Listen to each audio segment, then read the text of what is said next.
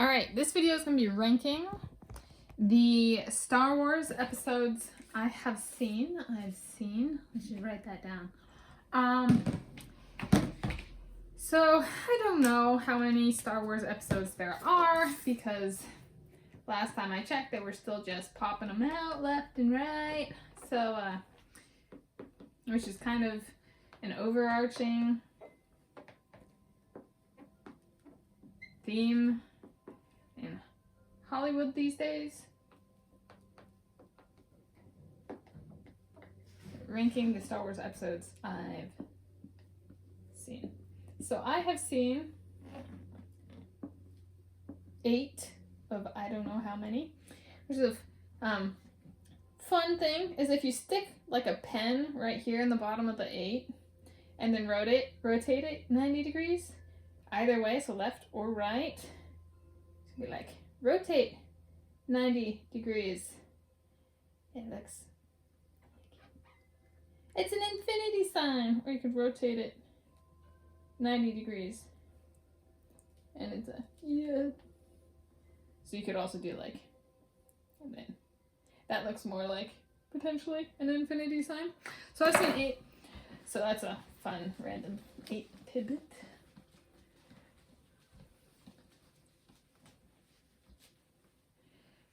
And so, ranking the episodes I've seen, I'm going to start with a little comment. This is, and it's related because I would say Star Wars is like the most, it's a very heterosexual, like sexualized, as propagated in society, though not necessarily in the movie franchise. It's a really strange,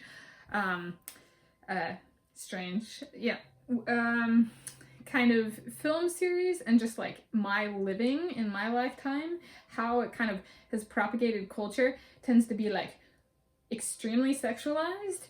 And so here's a quick comment about kind of my sexual orientation. I am asexual, so there's and then there's heterosexuals, and so in my experience heterosexuals tend to like very heavily sexualize Star Wars, I'm in the minority here. Like asexuals, it means that we're not sexually attracted to people. So I think there's some people might be upset with my ranking of the Star Wars movies. However, I will just precursor says asexuals are 0.1% of the global population. So we're like extreme minority, and so I'm just saying I have a very different perspective than most people. So, and I understand that. Heterosexuals have, I think there's like, people don't really understand me, but I also don't understand them. There's like this overemphasis on reproduction, human reproduction, and just sexualizing everything, which like when everything has sexual innuendos or is sexualized on TV and in movies, I don't really have anything I enjoy.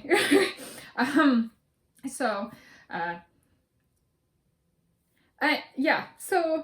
there's a bit of, this ranking might be different than other people's, and I mean like a lot of people like to make really kind of derogatory stereotypes about asexuals or stuff like that. I was like, well, from an asexual perspective, we also have heterosexuals are the largest majority on planet Earth. They comprise somewhere between like 85 and 95% of the Earth's population.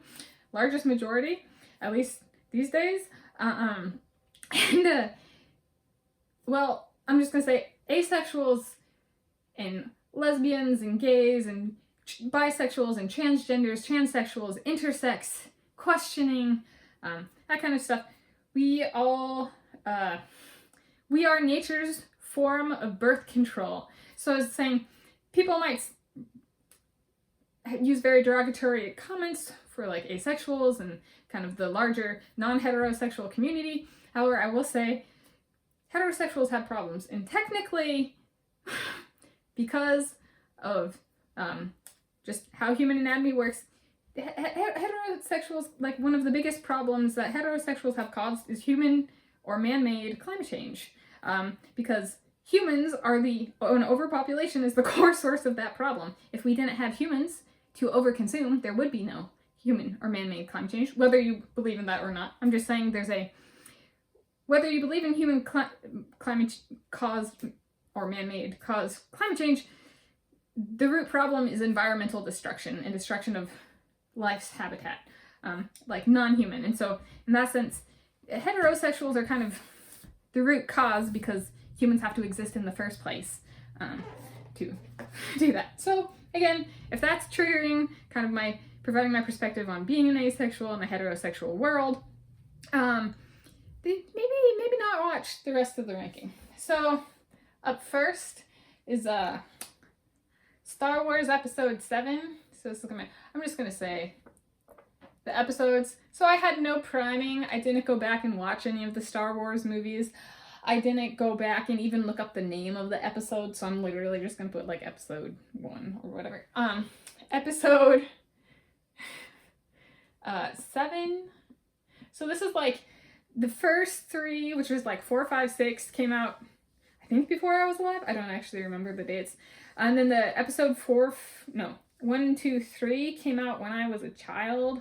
I even have like a school picture where I'm was it Darth Maul, the guy with the horns in his head? I have a t-shirt, and it's like a school photo, and I have a t-shirt with him on it.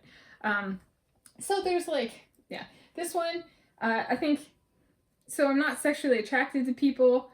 What the heck does that mean? It means like, well, I think if one is heterosexual, they know what it means to be sexually attracted to a person. So I think this one goes first because Adam Driver is perhaps the closest I've ever gotten to like understanding how heterosexuals work. I'm like, he's a very attractive man, and he's even more attractive when he plays a villain. Like, yeah, I'm a big fan in like comic book culture and stuff like that. The villains tend to resonate a whole lot more than the heroes, and that's partially just in social situations. Like for me, for example, me being asexual, people tend to paint me as the villain. Because they're heterosexual and they want to propagate their culture and that kind of stuff. And so in that sense, and like in swimming and actually kind of exercising free will in my races, like a lot of people don't like that. They want to see me swim something, like that kind of thing. There's villain propagation. I've been labeled and portrayed as a villain for much of my life, especially on due to my ethnicity. Even when people stereotype my ethnicity wrong, I'm like, well, that was actually some sub-part of the ethnicity, so they're getting it wrong, but hey, who wants to actually get things right? So, yeah. So, villain is something I'm well familiar with, so, like, it's a attractive man portraying something that kind of resonates. So then, episode 1 is my second favorite. I even got, I think they had like action figures. So we saw episode 2, episode 3. So we saw all of these in theaters together when I was growing up. So like me and my family, and well, not like me and my family, like my parents, my sister and I. There I say like again, my parents, my sister and I. And we even had the action figures came out in McDonald's, and I can't remember who. I really, really wanted a Jar Jar Binks. Jar Jar Binks is my favorite character. So Adam Driver is my favorite actor or actress from the entire franchise. Jar Jar Binks is my favorite character from the entire franchise. So, and it came out when I was a kid. I mean, some of those characters were included. I was a kid. It worked. Like, made it far more enjoyable having characters like that. And even as an adult, I still love Jar Jar Binks. So, yeah.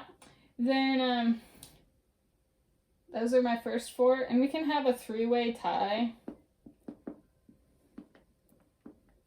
for episodes 4 and 6. So, there's 7. How many have I seen? I've seen 8. I honestly, why is this a tie? I've seen them. We had them on Laserdisc growing up, like, and I respect that people love these. I can't even separate which one is which in my head. The rest of these I can. These just blur together, for me. So this is which one could argue because they're above the next movie in rank, things blurring together, might not be so bad a thing, because like sometimes things just stand out for being bad, and that's like episode 8.